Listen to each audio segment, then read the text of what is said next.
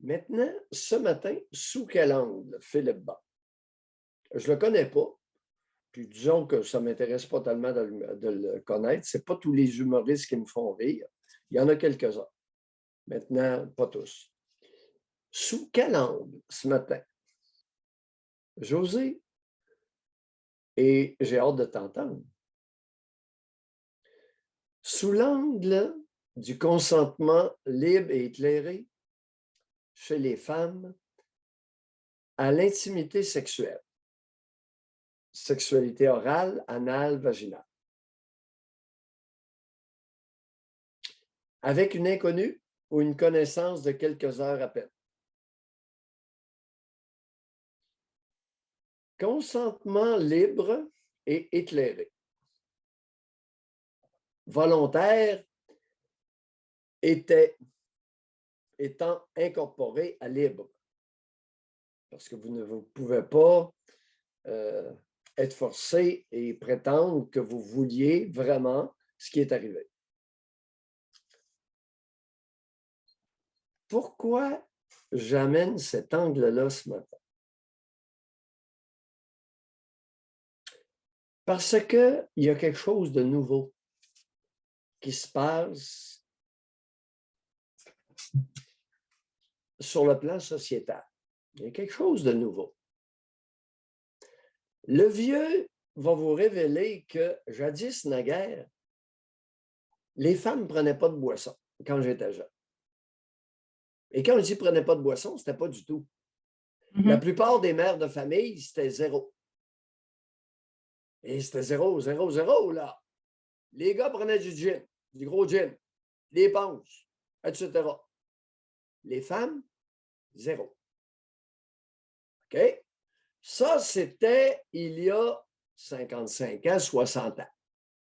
J'ai 73, c'est il y a 60 ans. 60, 65 ans. Bon. Graduellement, petite pente croissante. Mais depuis 15 ans, avec un accéléré, stouf! Alors là, les amis, les femmes, ça prend du vin, puis ça prend des shooters. Mesdames, les shooters, c'est de l'alcool, c'est du 40 %. C'est de la vodka, c'est du gin, c'est n'importe quoi, mais c'est 40 %. Ah, ben oui, mais je prenais du vin. Et combien de shooters? 7. Oui, dans mon bureau. 7 shooters. 6. Eh boy! Eh boy! Bon. Alors, au niveau de l'alcool, une augmentation fulgurante de Je pense consommation que d'alcool. les femmes boivent autant que les hommes maintenant. Ah, écoute, on se partage. En tout cas, les shooters, 5, 6, 7 shooters, là, c'est comment? Dans les bars. L'autre élément qui n'était pas là, qui n'existait pas, c'était le pot, le cannabis. Ça n'existait pas, ça. Ça, le cannabis, c'est plus récent encore. C'est maintenant légal. Mais ce n'est pas ce qui fait triper le plus de femmes. Les amphétamines. Oh, oh, oh. En fait, speed. La pinotte. Oh! Oh, la pinotte. Plusieurs femmes qui restent accrochées là-dessus. L'ecstasy. Oh, on se fout en sous-vêtements dans des bars à Trois-Rivières régulièrement. Il y a une couple de places qui sont prévues pour ça. Soutien-gorge, petite culotte, sur la piste de danse. Il y en a qui m'ont confié qu'ils allaient voir ça. Ça devient un spectacle en lui-même lorsque la femme est attrayante, évidemment. Et le GHB, la drogue du viol. Maintenant, ce que je dois vous dire, c'est que je reçois des confidences des femmes qui prennent volontairement du GHB.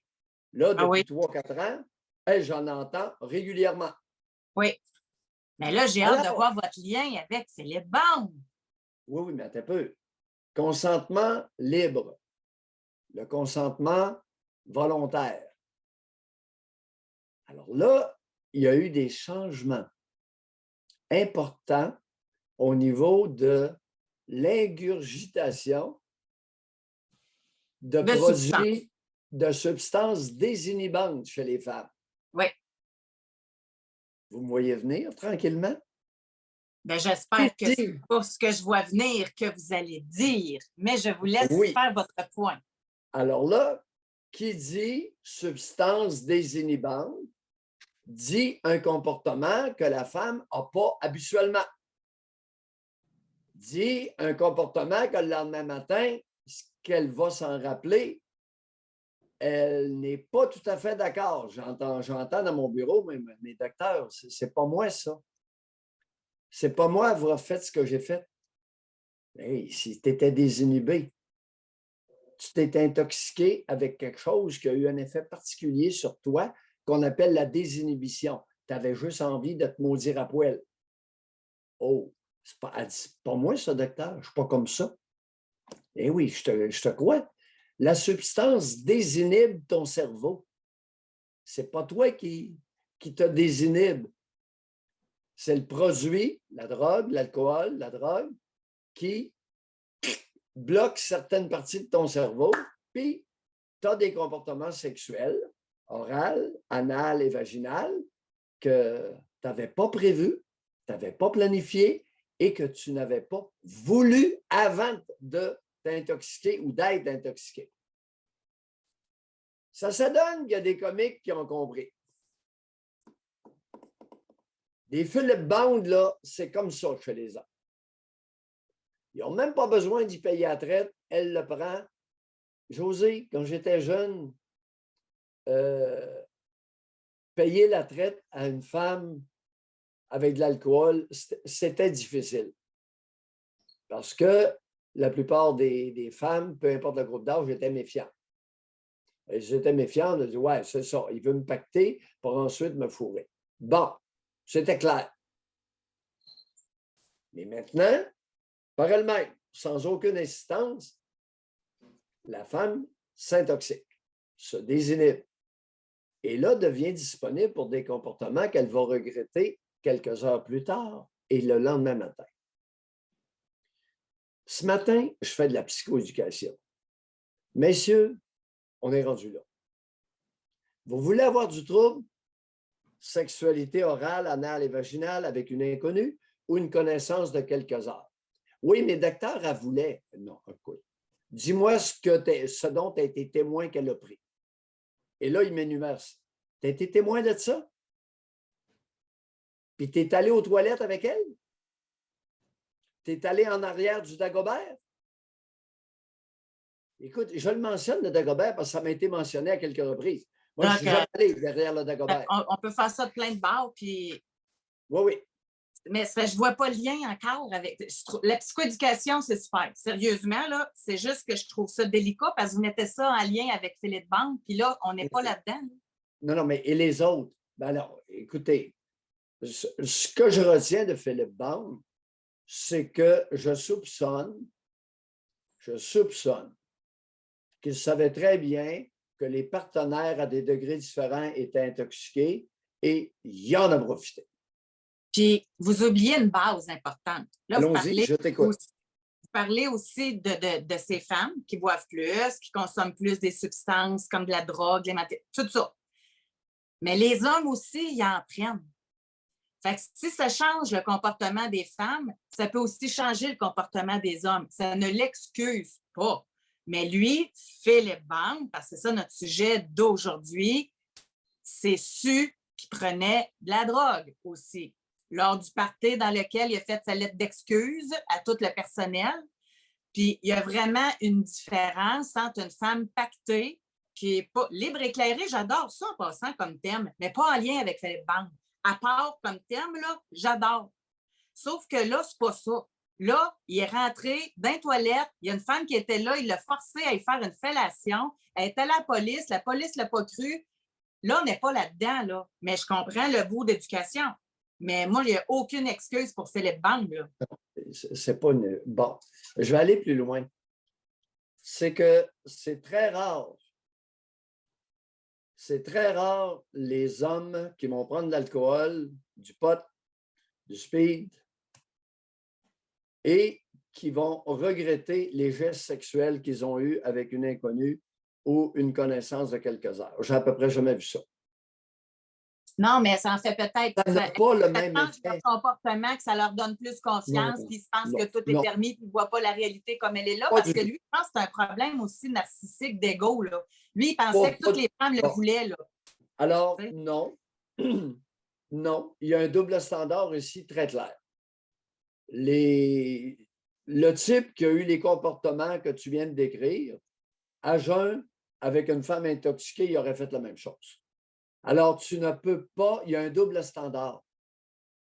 Dans notre compréhension et dans notre psychoéducation, on ne peut pas équivaloir Ouais. l'effet désinhibant de l'alcool. Écoutez, Et dans cette histoire-là, oui, exemple, où on peut l'extrapoler, ça, même si la femme est complètement à jeun, va avoir le même comportement. Parce qu'il oui. va rentrer pareil dans les toilettes. Puis parce que dans sa tête, elle veut. Là. Tu sais, dans sa tête, c'est une star. Tu sais, c'est... Là, on prend ce cas-là, mais ça peut être c'est le boss. C'est Alors, un homme d'affaires prospère. C'est un avocat connu. Tu sais, on peut élaborer, là. Ils se pensent tout permis, ce monde-là. Là. ben, c'est beaucoup, tu as mentionné un trait de caractère narcissique, c'est que le monde existe pour moi, pour satisfaire mes besoins. Oui, il y a beaucoup d'hommes comme ça, naturellement, à jeun. Tu ne deviens pas plus narcissique au fur et à mesure que tu prends de la boisson. Je Ça n'a comprends. pas du tout le même effet.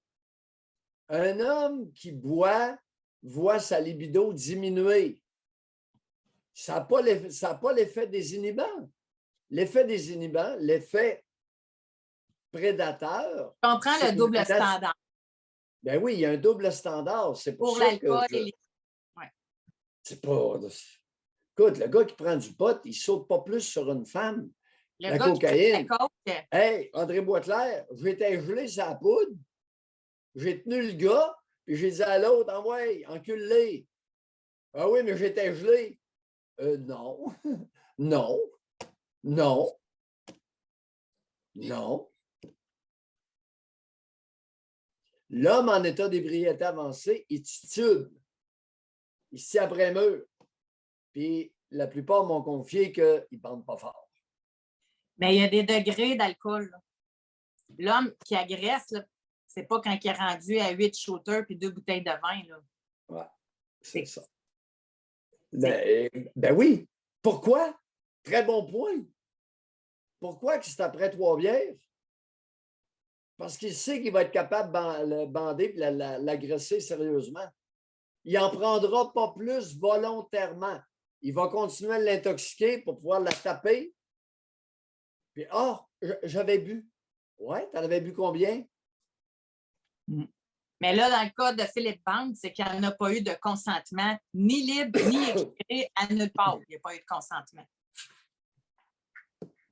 Il est là le problème.